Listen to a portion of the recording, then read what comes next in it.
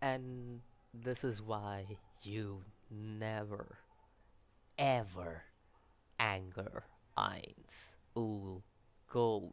Like, oh my god, like the way situations ended up at the end of the episode after credits, how Aura just out of nowhere comes and announces that Ainz will destroy the city if nobody apologizes to them, and just breaks down the whole palace. Like, ooh, like that whole scene got me hyped up, and that was a great scene. Just in general. Now, let's talk about some stuff that happened in this episode. So the first thing that happened in this episode is how Ainz really got angry. Like, really got angry, and straight away I was like, "Yep, you screwed up big time." Because the guy, the the blonde guy, the blonde main character, I forgot about it, but yeah, the certain Onk's main focus character. I wouldn't say the main character, but the main focus character, from the thieves. He basically was. He basically lied to Ainz and told him about a friend, and he screwed up the moment he called him Ainz, because remember, Ainz's real name isn't Ainz. If it was in season one, and it doesn't mean it. It means the name hasn't been changed since season one. So I think the most people would have forgotten about it. But Ainz's real, like the username of Ainz is Momonga or Momon, which he uses as the night, Momon, the night of darkness. That's basically what Ainz's real username is, while his real name is Sataro, if I'm correct. So that's basically the reason why the moment the main focus character, the one with the twin blades and everything, was pretty much like, yeah, your friend was told me about you and told me to send you regards, and he just called him regards to Ainz. It was it was pretty obvious that you screwed up a big time when you said that. Now, this happened. I also liked how it started. The episode started off with Ainz coming on his robe and everything. That was quite a start to the episode. Like, I was like, whoa, the way he just looked up. Eh, yo, that shit was crazy, you know. Um, Now, obviously, there was never a chance anybody stood to fight Ainz in any ways. But Archie basically, let's just say Archie, I did not expect that, but okay. Um, I think so.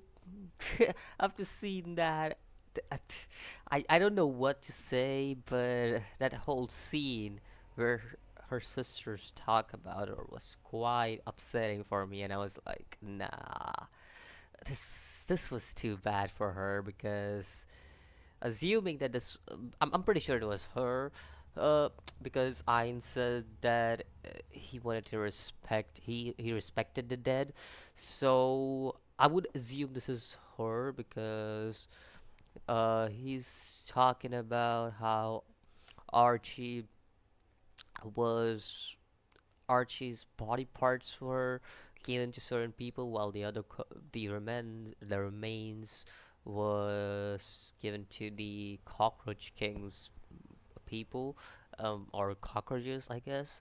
So that was quite, hmm, not what I would expect, to be honest. Like, that's a little too far. Ah, yeah. So, okay. I don't know what to say, but yeah, that, and also her, what's her name? Um, the bug maid. I forgot the name of that maid, but basically she gets her voice, Archie's voice. So I guess not bad because after all, she did lose her voice in the previous season. So yeah, I guess that's that, and that's the end for her. At this kind of upsets me, the way she was respected. I am kind of, but she was given a merciful death, unlike the others. So I will give that to Ainz, that rather than giving putting her under a lot of pain, like the other people when the other thieves that came and went, uh, she was given the most merciful death and a quick death. So I will give that to Ainz, and I'll say, yeah, I definitely would prefer that over all of the others, because come on, I mean, we all know Shaltier just goes in and just, she used quick deaths. I've never seen her torture. At least not in season one. I haven't seen the torture, so I think that that's the most simplest that anyone could get. So yeah, I'm upset, but it's all good. I guess it's Overlord. What do you expect? But it is cool to see how the episode ends off. Like, damn, that whole ending sequence, like, damn, that the way it ended, I really loved it. Like, you see this dragon, this gold dragon, and you see Aura and Mare come out of nowhere, and they're just like, yo, they're just like, yo, you better come and apologize to Ainz, or else you will, you will suffer his wrath, and that, in other words, means destroying the city. So that was quite a moment for me, and I was like, yo, that's quite a badass moment in this episode. And I was just looking at this episode. I was quite upset with stuff, and then this came out of nowhere, and I was like, yo, can't wait for next week for that. So yeah, what do you think about this episode?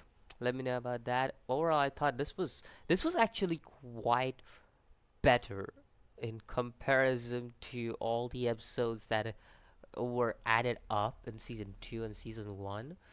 This kind of reminded me of the episode from season 1, and what episode that was, I forgot. I think it was episode 6 or 7. It might be, where the certain assassin, if I'm correct, that's what she was. She assassinated Nif. If I'm thinking correctly, Nif was his her brother, if I'm correct.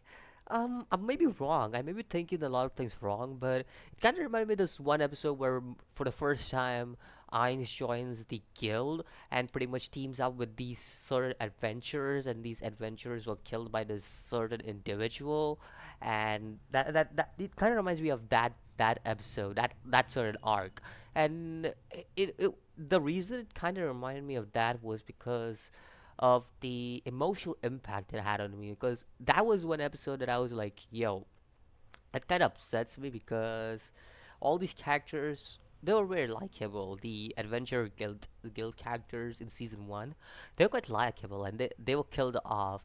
So same goes over here. I wouldn't say I was a big fan of all the characters, but I would say that Archie was quite a likable character for me. So uh, to see the slaughterhouse happen here, yeah, it was quite upsetting for me. So kind of remind me of that certain arc in season 1. If anybody remembers that arc, I forgot the names of the adventures, because again, they were irrelevant characters.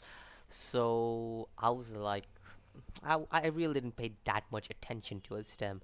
Like now, the only character that I really cared about was Archie. So I was like, yeah, it was like, they're pretty much irrelevant to me.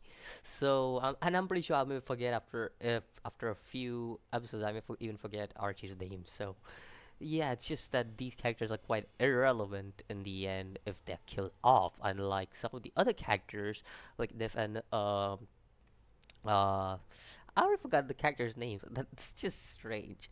But yeah, the village characters, the orcs and everyone, and the lizard man, like these characters are important. They'll pop up over and over again. So yeah, there were certain characters that there's certain characters that I just really like. Cool, like yeah, they're kept alive, but there's a reason for that, and that is why they will be kept alive in the future too. But unlike those characters, these characters aren't kept alive, and there's a reason for the emotional impact they have.